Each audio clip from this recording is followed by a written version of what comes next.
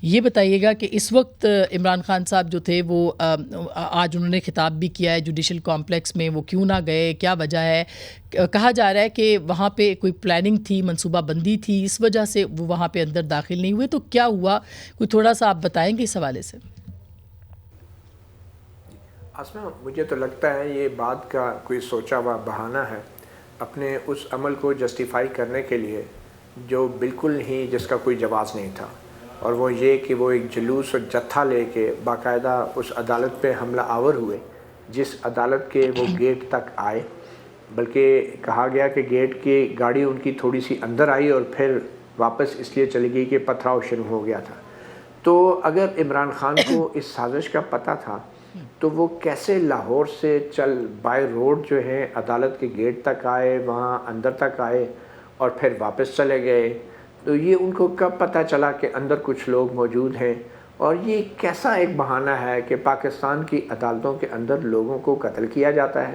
ہم نے عدالتی قتل کا تو سنا تھا کہ سپریم کورٹ نے ذوالفقار علی بھٹو کو عدالت اور قانون کا سہارا لے کے قتل کیا، مگر یہ کہنا کہ عدالت میں بلا کے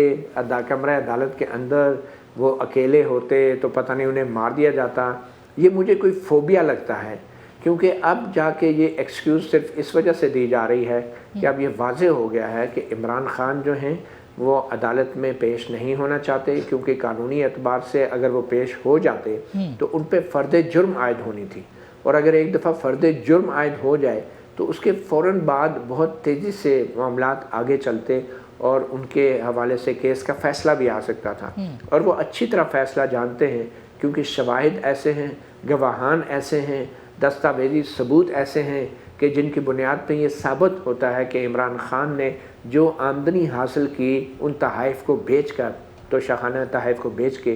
وہ انہوں نے متعلقہ سال کے گوشواروں میں الیکشن کمیشن کے سامنے ظاہر نہیں کی۔ ٹھیک، تو یہ بہت کلیئر ایک کیس تھا، اور میرے خیال میں عمران خان صرف اور صرف گیٹ تک اس لیے آئے تھے کہ ان کے شروع سے یہ پلان تھا کہ انہوں نے کمرہ عدالت میں داخل نہیں ہونا، اور بلکہ ان کے وکلاء نے، میں تو حیران ہوں، ایڈوکیٹ خواجہ حارث جو ویسے تو کمرہ عدالت کے اندر رہے مگر شبلی فراز اور جو ایڈوکیٹ گوہر ہیں انہوں نے باقاعدہ ایک ایسا ماحول بنا دیا کہ جج کو اتنا ڈرا دیا کہ اگر عمران خان اندر آئیں گے تو بہت ہنگامہ ہو جائے گا۔ انہوں نے جج کو نہیں بتایا کہ یہاں پہ کوئی سازش ہے، ان کے وکلاء اندر موجود رہے، ان کے شبلی فراز اندر کمرہ عدالت میں موجود رہے، انہوں نے کسی ایسے شخص کی نشاندہی نہیں کی کہ جو وہاں پہ مشکوک ہوتا، جو یہ حملہ کرتا، انہوں نے جج کو بھی نہیں بتایا کہ ان کی جان کو خطرہ ہے یا آپ کی جان کو خطرہ ہے، ہماری جان کو بھی خطرہ ہے، کمرہ عدالت جو ہے کہیں اور لے جائیں یا کوئی اسکیننگ کروائیں، سیکیورٹی کروائیں۔ یہ سب جھوٹ ہے جو اب عمران خان بول رہے ہیں، اور صرف اس لیے کہ وہ شاید آئندہ 30 مارچ کو جو ان کو طلب کیا گیا ہے اس بات میں بھی وہ پیش نہیں ہونا چاہتے، کیونکہ وہ انہیں معلوم ہے کہ پھر کیس آگے بڑھے گا۔ یہ بتائیے کہ ہوا کیا اس دن؟ یہ بھی کہا جا رہا ہے کہ جج صاحب کو یرغمال بنا لیا گیا، اور جو صورتحال وہاں پہ آئی تو ہوا کیا تھا اصل میں اس وقت کورٹ روم کے اندر؟ دیکھیں، جج صاحب ذہنی طور پہ اور نفسیاتی طور پہ یرغمال بن چکے تھے، ان کی جو باڈی لینگویج تھی، ان کے جو کنڈکٹ تھا بطور ایک جج، وہ بالکل ہی نظر آ رہا تھا کہ وہ شدید دباؤ کا شکار ہیں۔ ان کی حالت یہ ہو گئی تھی کہ جب ان کو بتایا گیا کہ عدالتی دستاویز گم گئی ہے، اور گمی کس سے ہے؟ وہ شبلی فراز ایک سینیٹر ہیں، ایک لائر ہیں ایڈوکیٹ گوہر، اور ایک ایس پی لیول کا پولیس کا باوردی افسر ہے جو یہ کہہ رہا ہے جی مجھے تو پتہ نہیں فائل کدھر گئی، میں تو بے ہوش ہو گیا تھا اور پتہ نہیں کدھر چلی گئی۔ تو اس کے باوجود بھی جج صاحب نے بجائے اس کے کہ اس کا سخت نوٹس لیتے،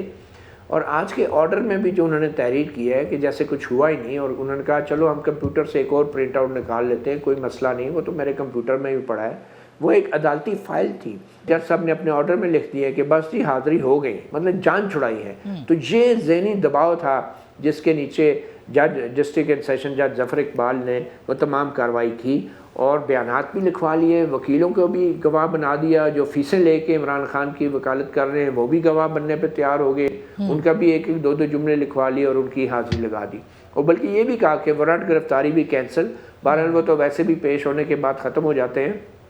تو جب ان کی اٹینڈنس لگ گئی تو وارنٹ گرفتاری بھی ختم ہو گئے، اور پھر یہ بھی کہا کہ اگلی پیشی پہ ذاتی طور پہ حاضر ہوں گے، اور مگر ساتھ ہی یہ بھی کہہ دیا کہ اب فرد جرم والا معاملہ نہیں ہوگا، اب جو ہے سمپل یہ طے ہوگا کہ یہ درخواست قابل سماعت ہے یا نہیں۔ تو اس حد تک جج صاحب الٹے پاؤں پیچھے گئے ہیں اپنے ہی احکامات سے جن میں انہوں نے فرد جرم کی کارروائی کرنی تھی۔ تو اس سے واضح ہو رہا ہے، اور پھر جج صاحب اتنے پریشان تھے کہ وہ جب کہا کہ بہت ہجوم ہے اور پولیس والا بھی لنگڑا کے آ رہا ہے، ایس پی لیول کا بندہ جب رونا دھونا کر رہا ہو کہ میری ٹانگ فریکچر ہو گئی ہے جی، میں تو تھوڑا بے ہوش ہو گیا تھا، پتہ نہیں کیا، تو آپ اندازہ کریں وہ جو ایک جج ہے وہ کیا سوچے گا کہ ایک پولیس افسر 32-36 انچ کی چھاتی والا وردی میں لمبا تلنگا ایسی خوبصورت شخصیت جب وہ رونا دھونا کر رہا ہوگا۔ تو جج صاحب نے پھر ایک دفعہ دائیں دیکھا بائیں دیکھا، ان کو ایک سپاہی بیچارہ کھڑا ادھر نظر آیا، تو مجھے لگا کہ وہ سمجھ گئے تھے کہ اگر یہ عمران خان صاحب اندر آئے